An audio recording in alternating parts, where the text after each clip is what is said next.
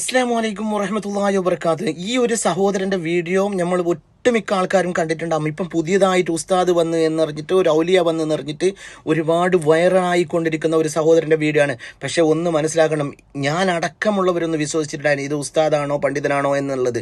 പക്ഷേ ഇപ്പോൾ ഈ വീഡിയോ കാണുമ്പോൾ എനിക്ക് ഇതിന്റെ സത്യാവസ്ഥ മനസ്സിലായത്.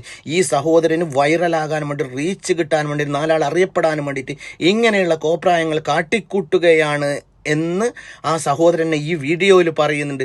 അപ്പം ഞാൻ പറയാനുള്ള കാരണം, ഇന്നത്തെ സാഹചര്യത്തിൽ ഒരുപാട് പേര് പണ്ഡിതന്മാർ, കൂടുതലും അറിയാത്ത ദീനിബോധമില്ലാത്തവർ ഇന്ന് യൂട്യൂബിൽ രണ്ട് തലയെക്കെട്ടും കെട്ടിയിട്ട് ലൈവിലും മറ്റുള്ള രണ്ട് സ്ഥലത്തും കാര്യങ്ങളും പറഞ്ഞിട്ട് ആളുകളെ എടുക്കാനും വേണ്ടിയിട്ട് വരുന്നുണ്ട്, ആളുകളുടെ ഇടയിലേക്ക് ചെല്ലുന്നുണ്ട്.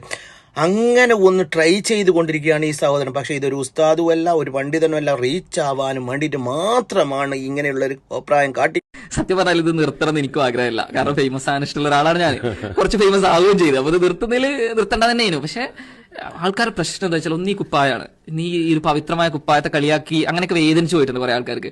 അപ്പോ സത്യം പറഞ്ഞാൽ ഇത് നമ്മളെ സുഹൃത്ത് അജ്മൽ ദഫിനിടുന്ന കുപ്പായാണ്. അപ്പൊ ഞാൻ മനഃപൂർവ്വം ഒരു ഉസ്താദിന്റെ വെള്ളക്കുപ്പായ ഇടാതിരിക്കാൻ ഞാൻ ശ്രദ്ധിച്ചിട്ടുണ്ട്. പക്ഷെ എന്നിട്ട് പോലും അത് പ്രശ്നമായി എന്നുള്ളതാണ്. രണ്ടാമത്തത് ഈ ശൈലി. ഈ ശൈലിയിൽ ഇങ്ങനെ പറയുമ്പോൾ ആളുകൾ വിശ്വസിക്കുകയാണ് ഇതൊരു ഉസ്താദ് തന്നെയാണെന്നുള്ളത്. അപ്പൊ എനിക്കൊരു സങ്കടം തോന്നിയത്, ശൈലി മാത്രം ഉണ്ടായ ഉസ്താദ് ആവില്ലല്ലോ. ശരിക്കും ഒരു 10-15 കൊല്ലം ദർസ് പഠിച്ചിട്ട് കാര്യങ്ങൾ അത്രയും മനസ്സിലാക്കിയിട്ടല്ലേ ഒരു ഉസ്താദ് ഉണ്ടാകുന്നത്. അപ്പൊ അങ്ങനെ ഓല് പറയണ അതേമാതിരി നമ്മളും പറയുന്നു, അല്ലെങ്കിൽ ഇത് ഉസ്താദാണെന്നൊക്കെ വിചാരിക്കുന്നു എന്നൊക്കെ പറയുമ്പോൾ എനിക്ക് ഒരു ടെൻഷൻ. അതിനെവിടെ നിങ്ങൾ മതത്തെ വിമർശിച്ചിട്ട് കണ്ടിട്ടില്ല. മതത്തെ വിമർശിക്കുന്നതൊക്കെ ഓരോരുത്തരുടെ സ്വാതന്ത്ര്യമാണ്.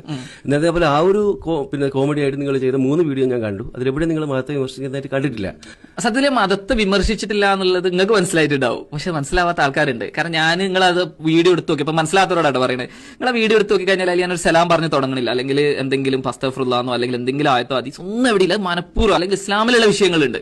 അങ്ങനെ എന്തെങ്കിലും ഒരു പ്രതികരണം നിങ്ങൾക്ക് ലഭിച്ചോ? പ്രതികരണം ലഭിച്ചോന്നോ? നിങ്ങള് എനിക്കിപ്പോ ഫോൺ തുറക്കാൻ പറ്റാത്ത അവസ്ഥയാണ്. അതിൽ കുറെ ആളുകൾ